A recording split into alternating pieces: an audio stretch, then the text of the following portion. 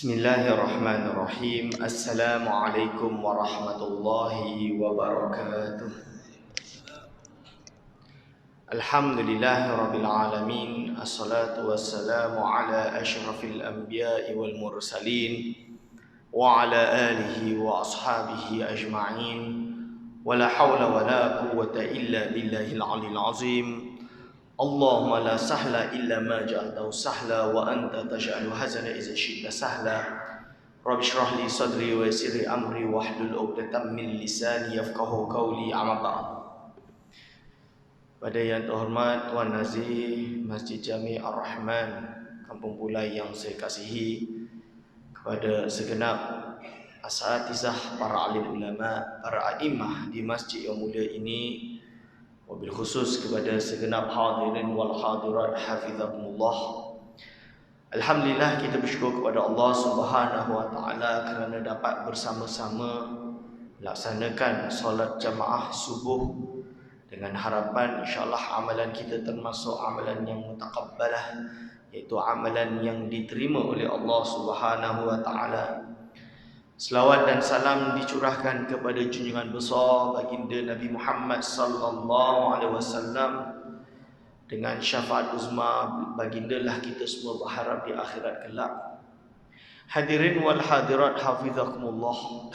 Sesuai dengan amanah yang telah diberikan kepada saya pada pagi hari ini, yaitu untuk menyampaikan sedikit perkongsian berkenaan sejarah mazhab Syafi'i, atau kalau kita panggil dalam bahasa Arab sebagai tatawurul madhhab Syafi'i, perkembangan mazhab Syafi'i. Maka sudilah untuk saya memulakan kenapa kita bermazhab, tuan-tuan dan puan-puan. Jadi di dunia ini, kalau kita pergi di Nusantara ni lah, sama ada di selatan Thailand, di Cambodia, maupun ke Singapura, pergi ke Brunei, seluruh belahan pulau-pulau yang ada di Indonesia, insya-Allah tidak kita temukan mazhab fiqh selain daripada mazhab Syafi'i secara umumnya. Walaupun mungkin ada beberapa orang yang berbeza dari segi mazhabnya, tapi hakikatnya kebanyakan dia atau majoritinya adalah bermazhab Syafi'i. Ini berbeza apabila kita pergi ke benua India misalnya. Di utara dan tengah India, kebanyakannya adalah bermazhab Hanafi atau dipanggil dengan Al-Ahnaf. Tapi bila kita pergi di selatan India, di pesisir laut India seperti Mailabar, Khairullah dan lain-lain, Kerala, mereka bermazhab Syafi'i, tuan-tuan dan puan-puan. Kita pergi lagi ke barat, misalnya kita pergi ke Iraq, maka di sana kita boleh menemukan mazhab Syafi'i dan mazhab Hanafi. Apabila kita masuk di Hijaz, yang dimaksud dengan Hijaz di sini adalah Mekah Al-Mukarramah dan juga Al-Madinatul Munawwarah, maka majoriti di mana penduduk yang ada di dua kota ini bermazhab yang bermacam-macam hakikatnya. Ada yang Hambali, iaitu mazhab rasmi negaranya hari ini. Ada juga bermazhab Maliki, Hanafi dan Syafi'i juga. Kalau kita pergi di bawahnya atau selatannya, iaitu Yaman, di Hadramaut tentulah Syafi'i. Akan tapi beberapa daerah lain ada yang bermazhab Zaidiyah dan bermazhab dengan mazhab Hanafi. Kita pergi ke utara, iaitu Damaskus, juga ada 2 atau 3 mazhab yang terkenal, iaitu mazhab Syafi'i, Maliki dan juga Hanafi. Kalau Mesir dah jadi metropolitan, semua mazhab ada kat sana. Dan bila kita masuk ke Libya sampai ke Maghribi, selatan dan utara, semuanya adalah bermazhab Maliki belaka. Tidak ada selain mazhab Maliki. Jadi kalau kita melihat kenyataan ini, umat Islam hari ini tidak boleh tidak atau tidak mungkin lari daripada bermazhab. Kerana apa? Kerana kalau kita lihat sejarah Islam itu sendiri, apabila baginda Nabi Muhammad sallallahu alaihi wasallam menyampaikan risalah kepada sahabat-sahabat, baginda di dalam berbagai hadis yang direkodkan dan disampaikan kepada kita, Yang paling mudah kita rujuk kitab Mishkatul Masabih, salah satu kitab hadis penting yang kawan-kawan kita daripada madrasah Dioban ataupun daripada madrasah Tabligh mesti mengaji kitab ini dari awal sampai akhir. Pasti kita temukan misalan babil wudu, dalam bab wudu sahaja Rasulullah sallallahu alaihi wasallam direkodkan memiliki berbagai cara di dalam melakukan wudu. Ini kerana nusus yang sampai kepada kita bermacam-macam. Berarti ini menunjukkan bahawa baginda sallallahu alaihi wasallam ketika mengajar para sahabat, dia sesuai dengan konteks dan situasi yang sahabat yang bertanya atau sahabat yang diajarkan tersebut. Maka tidak heran apabila wafatnya baginda Nabi Muhammad sallallahu alaihi wasallam, masuklah zaman yang dipanggil dengan zaman sahabat. Maka zaman atau era sahabat menurut ulama setidaknya ada 40 atau 30, minimum 15 mazhab. Zaman sahabat ni, ini bukan zaman tabi'in, tabi'in. Ini zaman sahabat. Semua sahabat memiliki atau sahabat-sahabat tertentu ada mazhab-mazhab tertentu. Kita tahu ada mazhab Aisyah radhiyallahu anha. Kita tahu mazhab Umar. Umar dia menyelesaikan isu atau permasalahan dengan cara dia sendiri. Apabila dia tanya, dia kata, balaghani Rasulullah sallallahu alaihi wasallam hakadha wa hakadha. Jadi Rasul yang memang menyampaikan kepada aku seperti ini dan seperti ini. Jadi bila ditanya kepada seorang sahabat, ya fulan, kenapa engkau baca macam ni macam ni? Sami'tu Rasulullah sallallahu alaihi wasallam kadza wa kadza wa kadza. Contoh dia. Jadi inilah yang dipanggil dengan khilafat tanawwu. Apa tu khilafat tanawwu? Perbezaan pendapat di kalangan ulama ni ada dua, tuan-tuan dan puan-puan.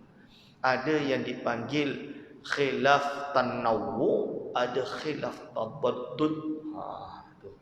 Khilaf tanawwu ni perbezaan pendapat yang memang bermacam-macam dan tidak berlawanan antara satu dengan lain. Ibarat dia macam inilah, tuan-tuan dan puan-puan. Kita ni solat baca Fatihah Bismillahirrahmanirrahim.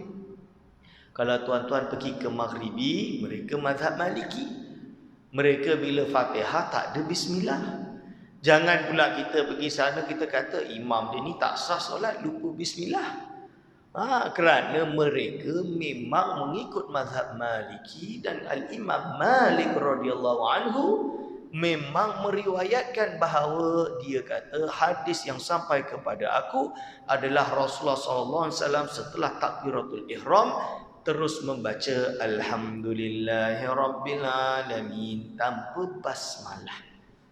Sedangkan Imam Asy-Syafi'i dia kata hadis sahih sampai kepadaku bahawa yang dimaksud dengan Fatihah adalah sab'ul mathani. Sab'ul mathani ni termasuk bismillah lah. Kalau tak jadi 7 mathani. Dia kena ada bismillah baru boleh. Ini khilaf tanawwu. Tapi dua-duanya sepakat man lam yaqra' Fatihah. La salata liman lam yaqra' Fatihah al-kitab. La salat, tidak ada salat yang sah bagi orang yang tidak membaca Fatihah. Dua-duanya sepakat dalam hal ini. Sebab itu kita membaca Fatihah. Tiba-tiba datang mazhab Hanafi, dia kata, betul Fatihah itu wajib tapi bukan fardu. Dah pula orang tanya. Maksud dia apa? Maksud dia wajib buat, tak buat berdosa. Tapi kalau tak buat berdosa tetap sah. Itu menurut mazhab Hanafi. Ini perbezaan pendapat dipanggil dengan khilafut tanawwu. Kalau khilafut tabaddud, ini adalah dua khilaf yang memang berlawanan dan tidak boleh disatukan dan hanya satu yang betul. Misalnya lah tuan-tuan, kita sepakat dalam hal ini bahawa nikah mut'ah itu tak sah.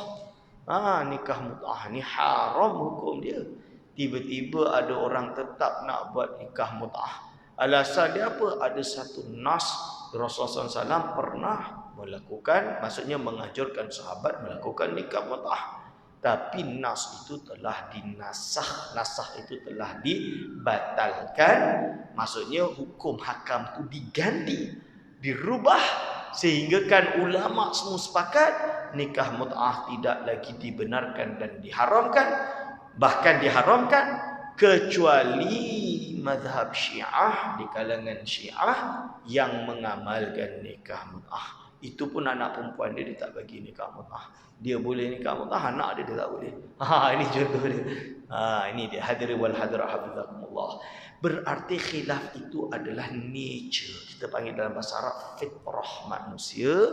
Selagi mengikut metodologi yang benar, maka khilaf ini dianggap khilaf tanawwu'. Kalau metodologi dia dah salah, maka kita kata ini khilaf tabaddul yang tidak boleh dipakai atau dipanggil dengan khilaf mazmum, bukan mu'tabar. Para sahabat ada mazhab dia 40 atau 30 atau 15, wallahu alam. Maka ilmu para sahabat ini disampaikan kepada generasi yang datang setelahnya, yaitu generasi para tabi'in. Disampaikan kepada generasi yang datang setelahnya, generasi tabi'in. Maka mazhab yang banyak ini dia semakin mengecut, semakin kecil. Dia kecil. Jadi dari mula 40 jadi 30 jadi 20 jadi belah-belah. Belas-belas ni ada Auza'inya, ada Abul Laithnya atau mazhabul Laithi, ada mazhabul Daud Az-Zahiri, ada mazhab Sufyan As-Sauri. Sufyan As-Sauri ni mazhab yang paling warak, tuan-tuan. Bukan nak kata mazhab lain selain 4 mazhab ni ni sesat, bukan. Mazhab Abu Sufyan As-Sauri ini mazhab paling warak. Imam Ghazali, mazhab yang kita pegang ni, Imam Ghazali yang hebat ni, dia sendiri dalam kitab Ihya Ulumuddin memuji mazhab Abu Sufyan As-Sauri atau mazhab Sufyan As-Sauri, tidak ada Abu dia. Kerana apa? Imam Sufyan As-Sauri terkenal dengan berhati-hati di dalam fiqh, sehingga kan hadis yang meriwayatkan bahawa orang ghibah itu backbiting, bahasa Melayu dia mengumpat ketika berpuasa itu batal, tuan-tuan. Maka dia betul-betul anggap siapa mengumpat ni, bulan puasa dah dekat ni, masuk bulan puasa koma mengumpat ni, batal lah puasa dia. Itu cerita dia. Memang betul-betul batal sampai macam tu. Jadi mazhab banyak, tapi semakin lama semakin kecil. Tinggallah 4 mazhab, iaitu Abu Hanifah, mazhab Hanafi, Maliki, Syafi'i dan juga Hambali. Kenapa hanya 4? Kenapa yang lain tak muktabarkah? Bukan tak muktabar, pengikutnya dah tak ada. Mazhab itu dah tidak ada yang menyambung, tidak ada yang meriwayatkan. Ibarat kita mazhab Syafi'i ini jelas, tuan-tuan. Kita beramal dengan mazhab Syafi'i ini ikut tok nenek kita lah. Tok nenek kita pun bukan ikut saja, dia adalah kitab dia, Matlaul Badrain, Sabilul Muhtadin dan lain-lain. Ini naik sampailah kepada Ibnu Hajar. Bukan terputus, tak terputus sambung ni. Imam Ibnu Hajar ni naik sampailah ke Zakaria Al-Ansari. Zakaria Al-Ansari naik sampai kepada Imam Subki. Naik sampaikah kepada Izzuddin bin Abdul Salam. Naik lagi Imam Al-Ghazali, naik sikit lagi sampai Imamul Haramain. Haramain naik sampai kepada Imam Asy-Syafi'i. Imam Syafi'i dia ada kitab dia Al-Um, dia ada kitab Ikhtilaful Hadis, dia ada kitab Ar-Risalah dan beberapa kitab lain. Dia meriwayatkan beberapa kaulnya, diterima oleh Imam Buaiti. Imam Buaiti meriwayatkan kepada murid dia, maka lalu dibukukan, kita panggil kodifikasi hukum hakam fiqh Syafi'i. Lahirlah kitab-kitab mazhab Syafi'i besar-besar, tuan-tuan. Dari mula sedepur, dari mula perpustakaan, semua lengkap. Ada yang berbentuk manuskrip, ada yang dah ditahqiq, ada yang dah dicetak sampai kepada kita. Ini dipanggil mutawwan. Sehingga mazhab ini preserve, dia dah diselamatkan, dia diketahui. Usul fikih dia jelas, fiqh dia jelas, semuanya jelas. Tapi kalau mazhab Sufyan As-Sauri, kita tak jumpa. Kita nak kata mazhab Sufyan Sauri ni macam mana? Kitab fiqh Imam Sufyan Sauri mungkin ada satu, jumpa dekat manuskrip. Tanya pemilik yang mengamalkan ni, batang tubuh lah, perpustakaan yang berjalan ada ke tidak ada? Dah tak ada dah. Mazhab Auza'i kita tanya, mazhab Sauri ini macam mana, Ustaz? Tak tahulah, katanya Katanya betul ke? Kan katanya. Contoh paling mudah, Ad-Daud Az-Zahiri, Imam Daud Az-Zahiri. Dia bermazhab Zahiri, literal. Golongan-golongan literal. Iaitu hanya literal yang diambil. Ketika kewafatan Imam Daud Az-Zahiri, mazhab dia tidak diteruskan. Jadi pupus. Lalu setelah 100 tahun atau 200 tahun barulah datang Al-Imam Ibn Hazm Az-Zahiri. Itu pun dia tidak ada di timur, dia ada di Andalusia. Ibn Hazm Az-Zahiri dia main condong kepada mazhab Zahiri. Maka dia berusaha mengumpulkan nas-nas mazhab Zahiri dan dia mengarang kitab Al-Muhalla 7-8 jilid. Baru dicetak sekitar 100 tahun lepas lah. 100,5 tahun lepas baru dicetak. Sebelum tu tak ada manuskrip lagi. Dan mazhab ini tidak diraikan. Sebab bukan kita nak kata sesat ke apa, tak sampailah kepada kita. Tak ada orang nak beramal dengan mazhab ni. Orang nak senang, nak ikut mazhab ni dah ada lah. Tapi Al-Imam Ibn Hazm Az-Zahiri mazhabnya pupuslah setelah itu. Atau dipanggil dengan mazhab Zahiri. Cuma dalam kitab-kitab fiqh Syafi'i, Hanafi ni cerita dah. Tak boleh koma-koma ni nak kahwin cara mazhab Zahiri. Menurut riwayat mazhab Zahiri ni kahwin tak perlu saksi, tak perlu wali. Ini dia kata macam tu. Tapi tak sah lah kahwin macam ni. Kenapa tak sah, Ustaz? Betul ke itu pendapat Zahiri? Ini betul ke? Katanya tak sekok, tak tahu betul ke tidak. Cari-cari tak jumpa. Tapi dalam kitab-kitab mazhab kita, mazhab Syafi'i, Hanafi, Hanbali, dia riwayatkan mazhab Daud Az-Zahiri boleh kahwin tanpa wali, tanpa saksi. Betul ke? Ternyata diragukan kesahihan pendapat tersebut. Maka ulama kata ini adalah fasid, akad nikah yang fasid. Kenapa tak fasid? Dia lah tak ada wali, tak ada saksi. Nikah macam mana tuan-tuan?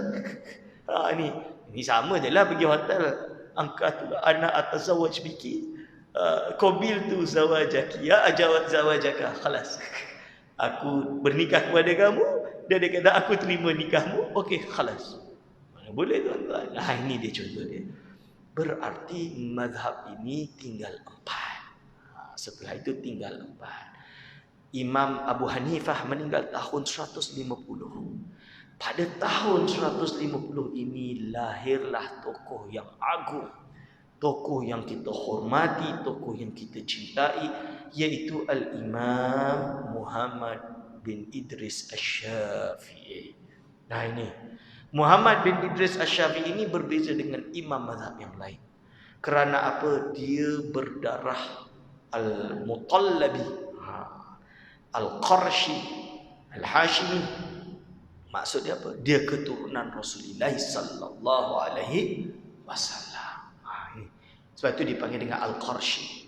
Al-Imam Al-Bajuri rahimahullah pengarang kitab Hasyiatul Bajuri ala Fathil Qarib.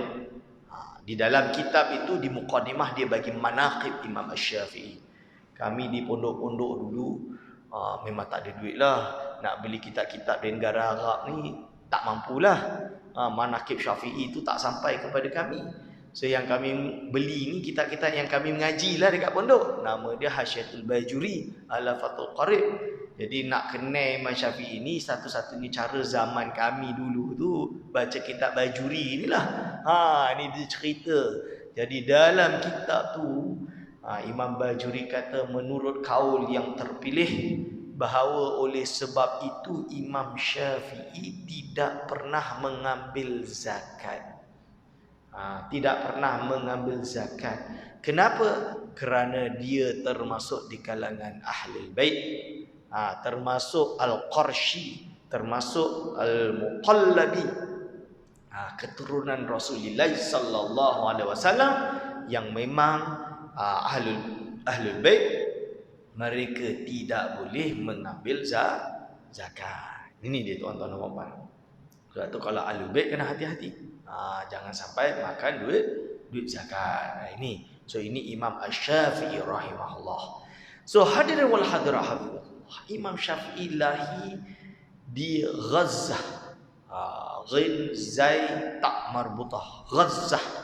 Gazzah tu bahasa Melayu zaman sekarang ni. Gaza tu lah yang duk terkenal satu dunia tu, yang tengah susah berperang tu.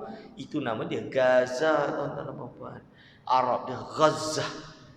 Gazzah ni dulu ni Masya Allah, kota para awliya, kota para ulama, kota para Masya Allah, tabarakallah, banyak sekali ulama-ulama besar, termasuk Al-Imam Ibn Qasim Al-Ghazi.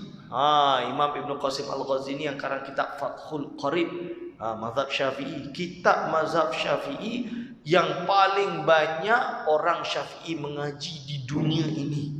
Di dunia Ustaz, dia di dunia Mesir orang Syafi'i hafalnya tu. Pergi ke Hijaz, saya pernah jumpa orang-orang ulama-ulama Syafi'i di Makkah dan Madinah. Kitab pertama mereka Fathul Qarib. Kalau pergi ke Ahsa, Ahsa ni suatu bandar di kota atau bandar di Hijaz, di Saudi Arabia. Di satu bandar ini, di bandar ini dia pecah dua, satu Sunni, satu Syiah. Ada Syiah, ada Sunni. Di Ahsa ini, yang Sunni semuanya Syafi'i. Murid-murid keluarga Doran. Ada satu keluarga Hijaz ulama nama dia Ad-Doran. Ad-Doran ni anak turun dia, murid-murid keluarga dia semua Syafi'i. Hebat-hebat hafal kitab-kitab mazhab Syafi'i. Bahkan Al-Imam Syekh Nuruddin Ar-Raniri, ulama besar dekat Aceh dulu tu, yang tulis kitab bahasa Melayu ni, dia karang kitab nama dia As-Sirat Al-Mustaqim. Dalam kitab tu, kitab fikih Syafi'i, tuan-tuan kalau baca, rupanya dekat mukadimah dia kata, dia dah kabur kat kita, kitab ini dia ambilkan termasuk daripada kitab Ibn Qasim Al-Ghazi. Itu. Dan yang terakhir kitab Matla'ul Badrain. Saya rasa dekat Melaka ni kita ngaji lah kitab Matla'ul Badrain kan. Kitab Matla'ul Badrain ni kita wajib lah kat pondok dulu tu. Dekat kitab Matla'ul Badrain ni pun juga bab fiqah dia awal sampai akhir merupakan terjemahan dan tambahan syarah kepada kitab Fathul Qarib Ibn Qasim Al-Ghazi. Berarti Al-Imam Asy-Syafi'i lahir di Gaza, dan dia ini ada memiliki kecerdasan yang luar biasa.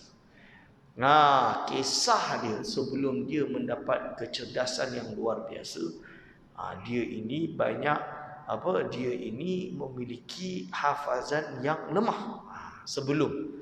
Jadi dia pernah ada guru bernama Imam Waqi'.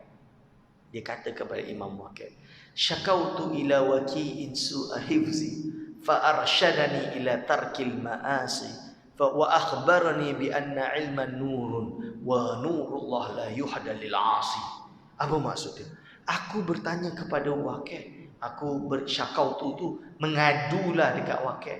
Waqi', kenapa aku ada hafazan yang lemah? Maka Waqi' khabar dia, ilmu itu nur. Dan nur ini tidak boleh ditunjukkan, tidak diberikan hidayah kepada orang-orang yang berbuat maksiat. Maka inilah tips dia, tuan-tuan. Kalau ada anak-anak ni cerdik, hafal Quran, hafal apa, kalau saya tak payahlah habis beratus-ratus ringgit beri ginkgo biloba lah, omega 3000 lah, tak payahlah. Sebab apa? Sebab Imam Syafi'i dah ajar kat kita, pastikan kita didik mereka jauh daripada maksiat. Kalau jauh daripada maksiat, insya-Allah hafal lah tu. Ibarat dia kalau dia masuk ma'at hafiz, jangan bagi dia balik dululah kalau tak hafal. Sebab nanti kalau dia duduk ma'at hafiz, dia dah tak tengok kiri kanan atas bawah, dia tengok Quran je. Hafal lah tu. Kalau dia keluar, dia jalan, duk tengok aurat sana sini, duk tengok mainan sana sini, lara sana sini, pegang handphone lagi lah, main game, wassalam, tak hafal dah Quran. Ini sebab itu ilmu itu perlu dijauhkan daripada maksiat biar boleh melekat dengan kita, tuan-tuan dan puan-puan. Jadi ini Imam Syafi'i. Dan dia ketika mengetahui perkara tersebut, maka dia memiliki kecerdasan yang hebat dan dia menghafal syair-syair Arab yang hebat. Ketika menghafal syair Arab, maka ulama-ulama dan para guru-gurunya menasihatkan kepada, ya Syafi'i, Syafi'i, daripada kau duk hafal syair-syair jahiliyah ni, cubalah hafal nusus-nusus syara'iyah. Selain Quran, hadis-hadis Nabi dan lain-lain. Ini lebih manfaat bagimu daripada syair-syair Arab. Memang dulu tu orang cerdas Arab ni memang suka syair Arab. Sebab zaman sekarang ni kita duk dengar lagu kungkang pumpang. Zaman dulu demo bukannya pakai lagu pumpang, bersyair lah. Bersyair ni sampai boleh jerit-jerit tuan-tuan. Sedap dia tu, jerit. Kita duk fikir macam mana lah dia orang baca syair pun boleh berjerit. Sebab kita tak faham. Kalau yang faham tu duk dengar tu, Masya Allah. Hati tak cinta terus jatuh cinta. Yang dah jatuh cinta dengar tak sedap terus benci dah. Ini beza ni orang Arab dengan orang Melayu. Ini. Lalu Imam Syafi'i pun berpindah mazhab daripada seorang syuara ahli syair kepada mazhab orang yang berpegang pada syariah, menjadi seorang ulama.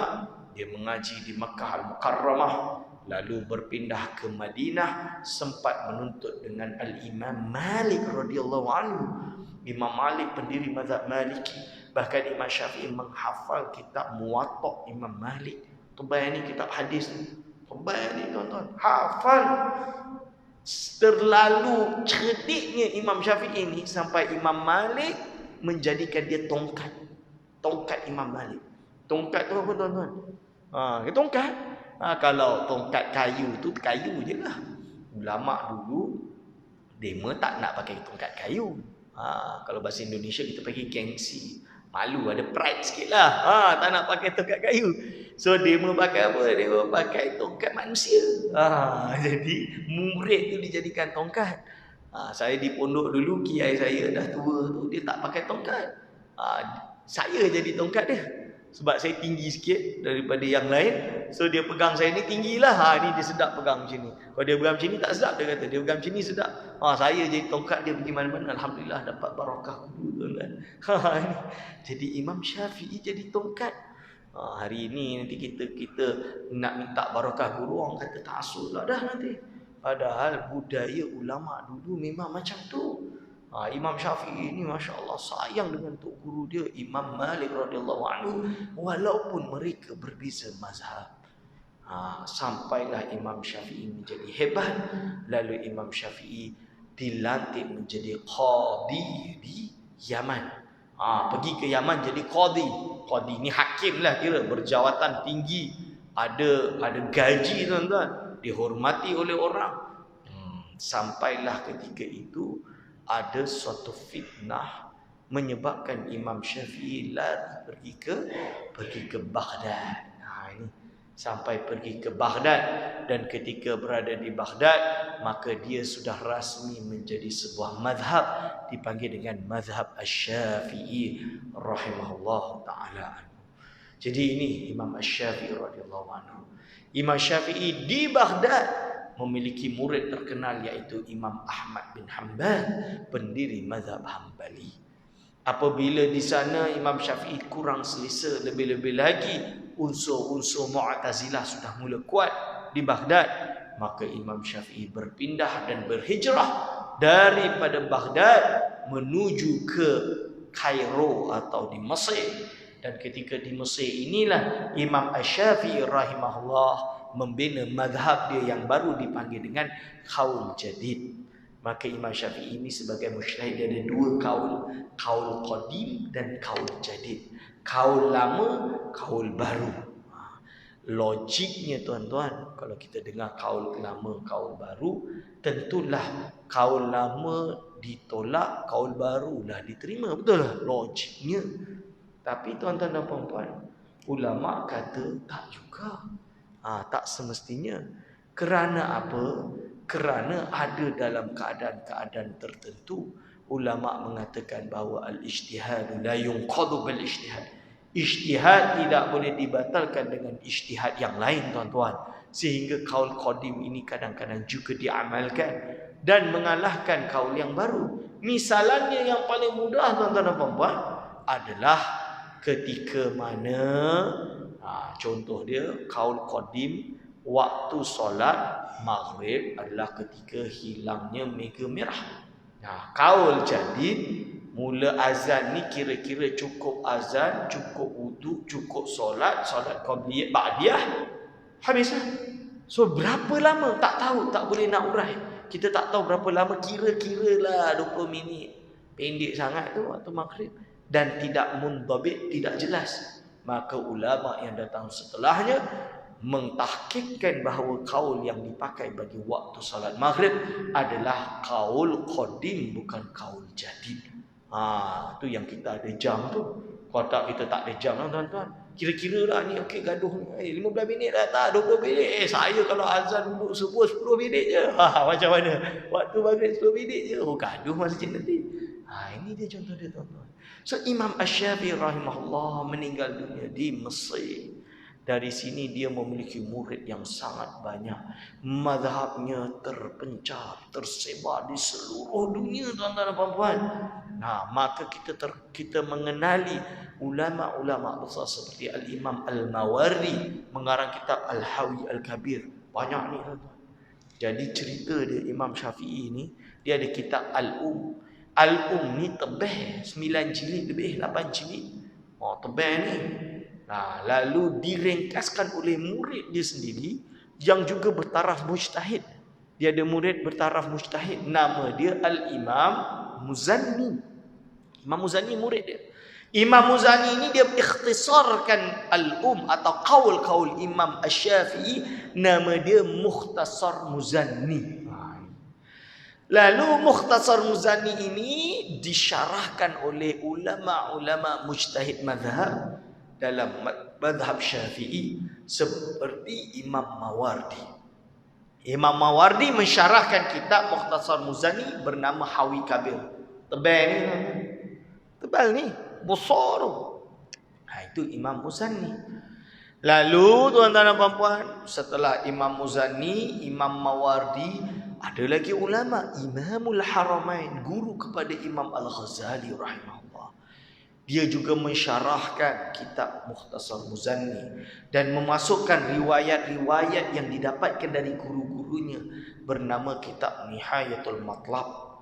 Nihayatul Matlab ini menurut riwayat manuskrip dia 40 jilid. 40 jilid.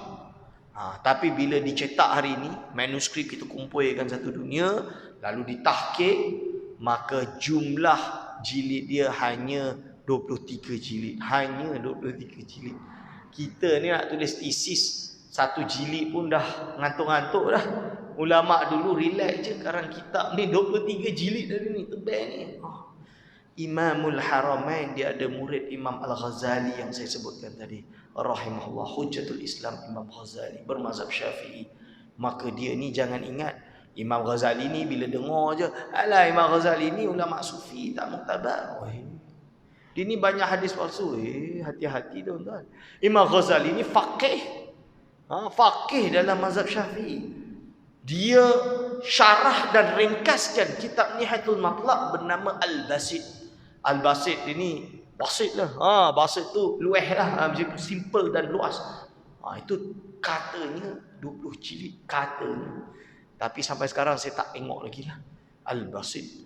Lalu diringkaskan oleh Imam Ghazali sendiri bernama Al-Wasit. 8 jilid ke 10 jilid. Tebal ni. Ini saya ada lah. Dah dicetak. Lepas tu diringkaskan lagi oleh Imam Al-Ghazali. Imam Ghazali ringkaskan kitab dia sendiri bernama Al-Wajiz. 1 jilid. 1 jilid tak tahu. Lalu dia bagi kesimpulan dia punya mazhab Syafi'i dia bernama Al-Khulasah. Ini 1 jilid juga. Lalu datanglah ulama setelah Imam Al-Ghazali. Nama dia Al-Imam Ar-Rafi'i. Imam Rafi'i ini mengkaji Al-Wajiz, mengambil riwayat Al-Wajiz, lalu dia mentarjih. Mentarjih itu dia guna ilmu dia untuk mengambil pendapat yang paling unggul daripada perbezaan pendapat tersebut. Maka dia pun karang kitab Asy-Syarhu Al-Kabir ala Al-Wajiz lil Ghazali, atau dipanggil dengan Fathul Aziz Bisyarhil Kabir ala Al-Wajiz. Itu nama lengkap dia. Itu 13 jilid.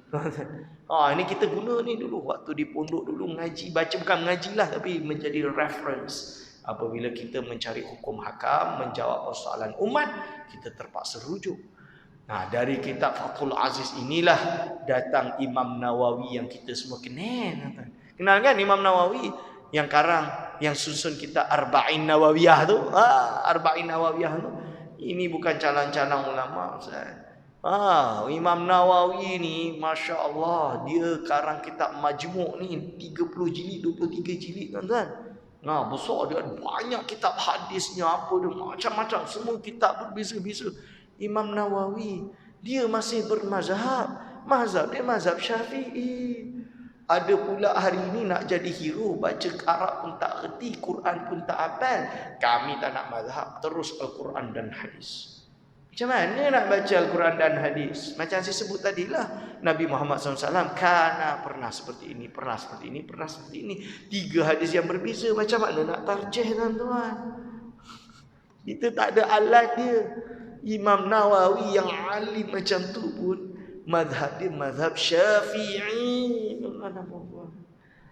Maka Al-Imam An-Nawawi rahimahullah, dia baca kitab Fathul Aziz, dia buat tarjihan dia bernama Raudhatul Talibin.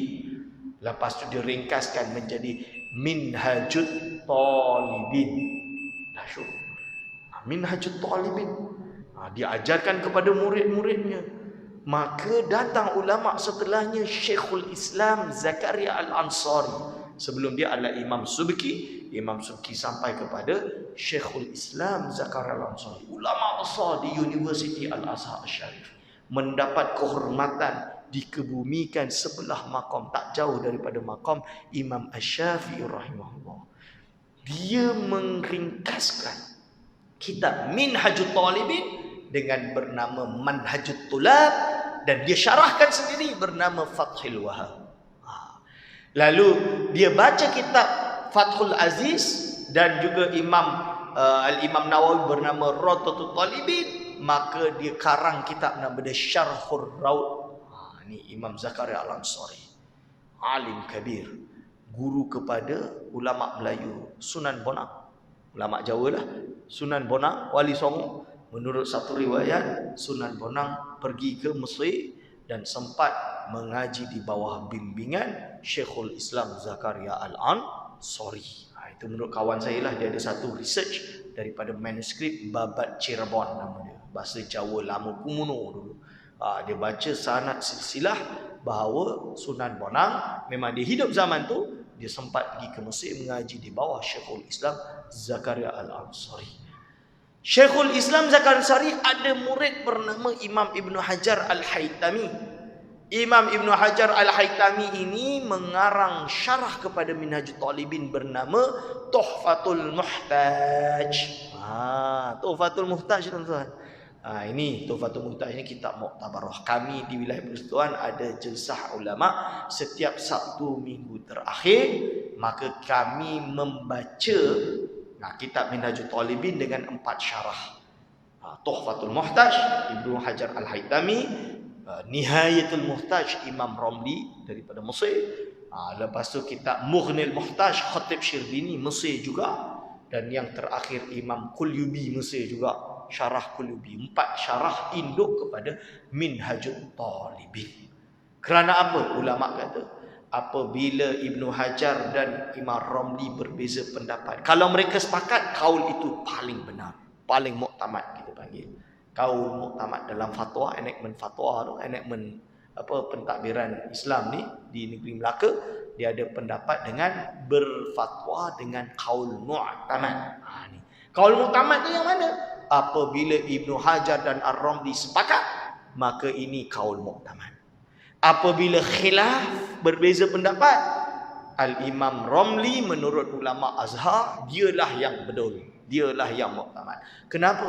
Kerana Imam Romli ini meninggal tahun 1004. Dia karang kitab Nihayatul Muhtaj tu, dia baca depan 700 ulama Al-Azhar. Seorang pun tak ada yang diri protes. Semua sepakat benar. Itu Imam Romli hebat. Sedangkan Imam Ibn Hajar pendapatnya dimuktamadkan oleh ulama yang ada di Hijaz, di Yaman dan sampai Nusantara. Sebab apa? Al-Imam Ibn Hajar ni memang kalau dia jawab detail, dalil-dalil dia detail, hadis dia takhrij detail, every single piece dia uraikan. Kita boleh tengok dia punya fatwa Ibn Hajar Al-Haytami ini, fatwa kubra al-fiqhiyah. Kalau kami panggil di pondok kami fatwa kubra. Maksud dia apa? Kerana kitab ni memang boleh kalahkan yang lain. Sebab tu. So ini fatwa Imam Ibn Hajar Al-Haytami. Yang menarik dia tuan-tuan dan puan-puan. Imam Ibn Hajar Al-Haytami ini dia ada anak murid. Dua anak murid hebat. Satu Al-Imam Ibn Qasim mengarang kitab Fathul Qarib. Terkenal Fathul Qarib ni, Ibn Qasim ni setiap kali mengaji bawah Ibn Hajar ni dia mesti angkat tangan. Belum tanya lagi dah angkat tangan dah. Belum buka lagi dah angkat tangan. Dia Qasim, baca tulis. Dia tanya, kau nak apa ni? Oh, hadza wa hadza. Dia banyak bertanya. Ni kecerdikan dia. Dia yang karang kitab Fathul Qarib. Lalu Ibn Hajar ada satu lagi murid cerdik juga, datang daripada Mailabar, daripada India. Mailabar bernama Syekh Zainuddin Al-Malibari. Ni tuan-tuan, kalau ada yang datang dari Mailabar ni mesti kenal ni. Syekh Zainuddin Al-Malibari, ulama besar dari Kerala. Dia ni mengaji di bawah bimbingan Ibn Hajar Al-Haytami. Dia balik ke India, dia menyebarkan ilmu mazhab Syafi'i. Hari ini alhamdulillah salah satu bandar yang banyak mazhab Syafi'i dan kuat solid adalah ulama-ulama Mailabar. Diwarisi hari ini dengan Syekh Abu Bakar Al-Malibari, yang dianggap atau ditabalkan seperti mufti di India lah, lebih kurang macam tu. Ini dia tuan-tuan dan puan-puan, Syekh Zainuddin Al-Malibari. Syekh Zainuddin Al-Malibari ini dia karang kitab fiqh bernama Fathul Mu'in. Tiga kitab ni adalah tiga kitab utama ulama-ulama Melayu belajar mazhab Syafi'i, iaitu Fathul Qarib, Fathul Mu'in, tertinggi Fathul Wahhab. Nampak tu? Ini tiga, nama tiga Fatah ada kat sini. Siapa nama Abdul Fatah kat sini, masya-Allah, tabarakallah. Inilah dia tiga. Fathul lah tapi Fathul tiga ni. Ini dia tuan-tuan dan puan-puan. Lalu tuan-tuan dan puan-puan, jadi pada waktu zaman Ibn Hajar Haytami ini dan setelahnya, berbondong-bondong ulama Melayu belajar di Hijaz. Berbondong-bondong, termasuk salah seorang ulama Syekh Arsyad Al-Banjari. Syekh Nuruddin Raniri jelaslah, dia dah karang Siratul Mustaqim. Yang datang setelah dia, jadi setelah Syekh Nuruddin Raniri, datanglah Syekh Abdul Rauf Sengkil, murid kepada Syekh Sulaiman Al-Kurdi. Syekh Abdul Rauf Sengkil dia ada kitab fiqah dia. Bukan main-main. Dia bukan ulama sufi je, tasawuf je, tidak. Dia ada kitab fiqah dia. 3-4 jilid tuan-tuan. Sekarang sedang ditahqiq di berbagai universiti di UKM juga sedang ditahqiq kitab tersebut. Ini Syekh Abdul Rauf Sengkil mengaji di bawah Sulaiman Kurdi. Lalu datang ulama setelah dia, Syekh Arsyad Al-Banjari, Syekh Wan Daud Al-Fatani, mengarang kitab Furu'ul Masail, kitab Melayu tu. Furu'ul Masail tu kalau saya kajilah dia tuan-tuan, cerita dia saya baca. Rupanya dia terjemahan kepada dua kitab fatwa terkenal. Satu fatwa Imam Ibn Hajar Haytami yang kubra saya sebut tadi. Lagi satu nama dia fatwa Ar-Ramli. Imam Ramli pun ada fatwa dia juga, diterjemahkan ke dalam bernama kitab Furu'ul Masail. Jadi jangan perlekeh kitab-kitab Melayu, Furu'ul Masail ke, kitab Matla'ul Badrain ke, Sabilul Muhtadin dikarang Syekh Arsyad Banjari itu tuan-tuan dan puan-puan. Itu Syekh Arsyad Banjari kata, aku susun kitab ini berdasarkan kitab Syarqawi dan juga beberapa kitab lain seperti kitab Raudatul Talibin karangan Imam Zakaria Ansari bernama Asnal Matalib. Ini dia tuan-tuan. So ini ulama-ulama dulu mengumpulkan kitab-kitab tersebut, diajarkan kepada ulama-ulama di alam Melayu. Maka lahirlah seorang ulama dari Pulau Jawa bernama Syekh Mahfuz At-Tarmasi dari Termas. Dari Termas. Termas ini di Pacitan. Pacitan, Termas. Syekh Mahfuz Termas pergi menuntut ilmu di Mekah. Dia lahir kat Mekah. Bapa dia datang dari Jawa. Dia lahir kat Mekah. Lepas mengaji dengan ulama kat Mekah, dia karang kitab syarah kepada Minhajul Qawim. Jadi ada ulama Hadramaut Yaman, Tarim, dia karang kitab bernama Al-Muqaddimah Hadramiyah Bafadal, Habib Bafadal. Jadi Habib ni hebat-hebat, kitab dia masya-Allah tabarakallah, banyak juga hebat-hebat. So Bafadal karang kitab Muqaddimah Hadramiyah. Lalu disyarahkan oleh Ibnu Hajar Al-Haytami bernama iaitu Al-Minhaju Al-Qawim. Disyarahkan oleh Syekh Mahfuz Termas. Cetak hari ini 7 jilid, tebal bahasa Arab. Nama dia Mauhibah fil Fadli. Ni. Syekh Mahfuz Termas inilah dia ada anak murid, tuan-tuan. Anak murid sampai kepada Syekhul Islam di Malaya, iaitu Syekh Abdullah Fahim. Syekh Abdullah Fahim ni yang datang balik dari Mekah sebab Mekah dah kena serang dah dengan pemikiran yang tidak boleh dikompromi, maka dia pun bukan lari lah, dia balik kampung lah kira. Dia balik kampung sampailah di Pulau Pinang. Tinggal dekat kepala batas. Lalu dia membina madrasah bernama Dairatul Ma'arif. Dairatul Ma'arif ini adalah nama madrasah di zaman Turki Uthmani. Dia bina yang sama, Dairatul Ma'arif. Lepas itu dia dilantik menjadi guru besar atau dipanggil dengan pengetua, mudir, iaitu Madrasah Idrisiyah di Kuala Kangsar Perak. Kampung kami lah. Di Kuala sana, dekat Kuala Kangsar ada madrasah nama dia Idrisiyah yang sampai sekarang masih running. Maka Syekh Abdullah Fahim mengajar mazhab Syafi'i dan tersebarlah mazhab Syafi'i di negeri Perak, dan seperti yang telah tersebar sebelumnya, jauh sebelum itu, tuan-tuan dan puan-puan. Dari sini dapat kita lihat bahawa mazhab Syafi'i ini mazhab yang agung. Jangan pula hari ini kita tiba-tiba nak jadi hero, nak keluarlah dari mazhab Syafi'i, menyusahkan umat. Ada yang kata macam tu. Bermazhab ni menyusahkan. Kita nak senang-senang. Kalau nak senang-senang ni nama dia fiqhut taisir. Semuanya nak mudah. So apa gunanya hukum hakam ni bernama hukum taklifi? Taklifi itu maksudnya pembebanan hukum, tuan-tuan. Membebankan hukum. Allah ini memberi kita hukum ini untuk kita mendapat tanggungjawab beramal dengan suatu bebanan hukum, melihat kuat mana iman kita. Nak mudah-mudah sahaja ke, atau nak beramal sesuai dengan hukum yang telah digariskan oleh Allah Subhanahu wa taala. Ini dia. Kalau kita iman nak mudah-mudah saja, susahlah, tuan-tuan. Kan? Semua janganlah susah-susah, kita nak mudah-mudah saja. Mana kimah, mana kualiti ibadah kita? Sebab itu ulama dulu berusaha untuk ikut syariat dengan benar, dan mereka berihtiyat dalam segala amal mereka. Tidak mudah sampai kepada derajat untuk berpindah-pindah mazhab dan lain-lain, akan tetapi mereka berpegang teguh dengan mazhab yang mereka pegang, dengan harapan insya-Allah amalnya diterima oleh Allah Subhanahu Wa Taala. Baik, insya-Allah. Ada soalan? Saya ingat tadi surat nak suruh saya turun. Adakah mazhab Imam Syafi'i mazhab paling dekat dengan Nabi SAW? Bismillahirrahmanirrahim. Kalau kita kata paling dekat, nanti ulama mazhab Maliki jealous pula. Kalau kita kata mazhab Syafi'i paling benar, seolah-olah kita menolak mazhab yang lain pula, kan? Cuma saya meriwayatkan paling senang lah, paling senang. Imam Asy-Syafi'i rahimahullah, ketika di zamannya ada pergolakan.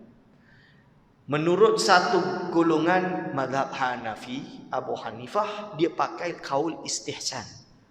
Istihsan ni maksudnya apa yang dianggap baik itu adalah syariat. Imam Syafi'i tolak pendapat ini dan mengatakan man istahsana faqad syara'.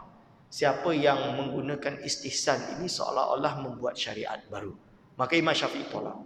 Saya bukan nak batalkan mazhab Hanafi, tidak. Cuma nak bagi pandangan Imam Syafi'i. Ada pula mazhab Imam Malik pada zaman itu. Hambali tak payah sebutlah, dia datang setelah. Mazhab Imam Malik sebelum itu terkenal dengan amal orang Madinah. Amalan ahli Madinah.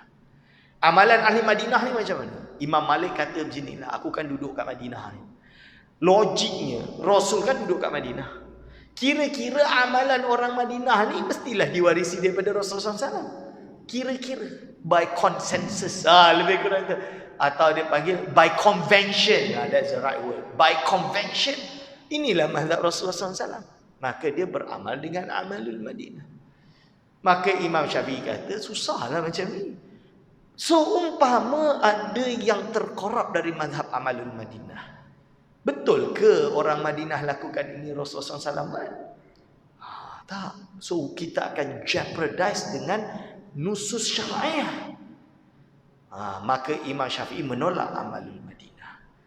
Dan Imam Syafi'i mengarang kitab membenarkan dalam ikhtilaful hadis dan beberapa lain. Dia mengatakan bagaimana kekuatan hadis ahad untuk berhujah, menolak pendapat mazhab Hanafi yang mengatakan bahawa hanya hadis mutawatir yang boleh beramal, hadis ahad tidak boleh beramal dengannya. Atas alasan itu Imam Syafi'i ditabalkan sebagai nasirus sunnah bila niza'in. Tanpa ada pertentangan, ulama sepakat Imam Syafi'i adalah nasirus sunnah, penolong sunnah. Kalau saya cakap macam ni, masih orang Maliki akan menganggap bias, right? Tapi menariknya bila saya pergi ke Maghribi, 8 tahun saya duduk di Maghribi, kawan-kawan saya yang bermazhab Maliki, dia cakap kat saya, anta mazhab man itu mazhab apa? Ana Syafi'i. Syafi'i aqrabul madhab ila sunnah. Dia kata macam tu. Bukan saya kata, dia cakap. Saya cakap apa yang dia cakap. Dia tu mazhab Maliki. Dia cakap sendiri. Dia ada saksi hidup. Dia sendiri cakap, kawan saya orang Maliki, dia kata mazhab Syafi'i ini aqrab ila sunnah. Maka saya boleh kata mazhab Syafi'i ini yang paling dekat dengan Nabi SAW, beriktibar dari 3 hujah yang saya sebut tadi. Tapi tetap kita menghormati mazhab-mazhab yang lain. Soalan kedua, benarkah kita digalakkan ikut mazhab yang paling dekat dengan Nabi? Ini macam ni tuan-tuan dan puan-puan. 4 mazhab ini mazhab mu'tabar. Bila kita kata dekat dengan Nabi, bolehlah saya kata mazhab Maliki juga dekat, tuan-tuan. Sebab apa? Imam Syafi'i mendapatkan hadisnya juga daripada Imam Malik bernama kitab Muwatta'. Muwatta' ini ulama Maliki yang datang setelahnya berhujah untuk menyambungkan sanad kitab Muwatta' kepada Rasulullah SAW. Dipanggil dengan waslul marasil, menyambung hadis-hadis mursal. Mursal ni hadis yang terus sahabat lah, lebih kurang macam tu. Jadi yang menyambungi ulama-ulama hadis dari mazhab Maliki, termasuk daripadanya Al-Imam Ibn Abdul Bar Al-Andalusi Al-Hafiz, dan juga Syekh Ahmad Said Sidi Ahmad bin Muhammad bin As-Siddiq Al-Ghumari. Dia ada karang kitab Marasil. 4 marasil yang belum selesai, dia selesaikan, tuan-tuan dan puan-puan. Jadi kita boleh kata mazhab Maliki ini juga dekat dengan Nabi. Nak kata paling dekat, ini adalah subjektif. Semua orang akan kata produk dia nombor 1. Tak ada orang nak kata produk dia nombor 2. Orang jual kicap hari ni tak ada yang kata kicap saya nombor 2, Ustaz.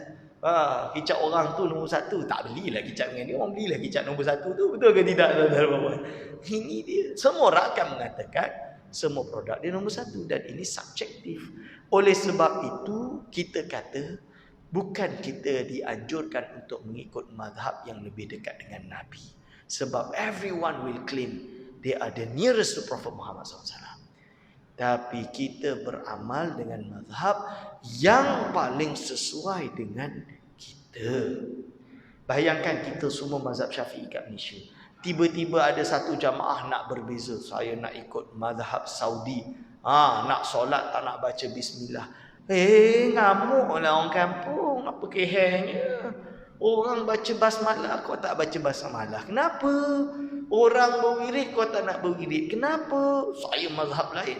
Kalau dah mazhab lain tu solat belakang-belakang sikit. Jangan kacau. Kita tak nak gaduh. Kita nak solat, nak jamaah, tuan-tuan dan puan-puan. Ada pula datang nak suruh jadi hero pula, nak bertarjih pula. Kan? Mufti tak, tapi nak tarjih. Ini dia tuan-tuan dan puan-puan. Jadi kita ikut yang paling dekat. Sebab itu dalam mazhab Maliki sendiri, dia ada satu kaedah. Melakukan perkara yang pelik di kalangan masyarakat, hukum dia makruh atau tidak dianjurkan. Boleh ditakzir. Contoh dia mazhab Maliki, kalau solat sebenarnya macam ni. Dia tak sedekap. Dia turun macam ni. Dalam fatwa mazhab Maliki, kalau orang solat sedekap, ini jadi pelik. Kalau solat dekat Fes macam ni, di Morocco tu, dihukumi boleh apa? Boleh ditakzir. Sebab nanti jadi pelik. Mazhab Maliki, tuan-tuan dan puan-puan, wajah bukan aurat. Perempuan, wajah bukan aurat. Dua telapak tangan bukan aurat. Kerana mazhab Maliki, wala yubdina zinatahunna illa ma dhahara minha. Dia kata illa ma dhahara tu apa? Wajah dan kedua telapak tangan. Lalu mazhab Maliki dalam kitab Hasyiah Dasuki, mazhab Maliki dia kata, sebab itu kalau duduk dekat negara Maliki, tiba-tiba kalau pakai niqab, tak boleh lah. Jangan. Menimbulkan fitnah. Dia kata macam tu. So dia tak bagi pakai niqab. Ini mazhab Maliki. Ustaz, takkan lah macam tu. Tuan-tuan, kita mazhab Syafi'i lain, tuan-tuan. Mazhab Maliki lain. Jadi kita kena hormat mazhab setempat. Seperti mana kita mazhab Syafi'i, kita dah pergi ke Saudi tu, kita ikutlah mazhab diorang dalam hal menghormati bi'ah situasi setempat. Jangan pula imam dia, Alhamdulillahirabbil alamin, turun. Aku jadi imam, baca bismillah pun tak tahu. Kata janganlah, kena cekuk lah nanti kan. Ini dia tuan-tuan dan puan-puan hadirin wal hadirah hafizakumullah. Jadi kita kata mazhab yang kita amalkan adalah mazhab yang paling sesuai dengan bi'ah kita, dengan keadaan kita dan ijtihad kita. Bagi orang yang dah taraf ijtihad lah, seperti mufti dan lain-lain. Baik, insya-Allah mungkin kita sekiankan saja kuliah subuh kita pada pagi hari ini. Segala salah silap saya mohon maaf sebesar-besarnya. Aqulu qauli hadza astaghfirullah li wa lakum. Wassalamualaikum warahmatullahi wabarakatuh.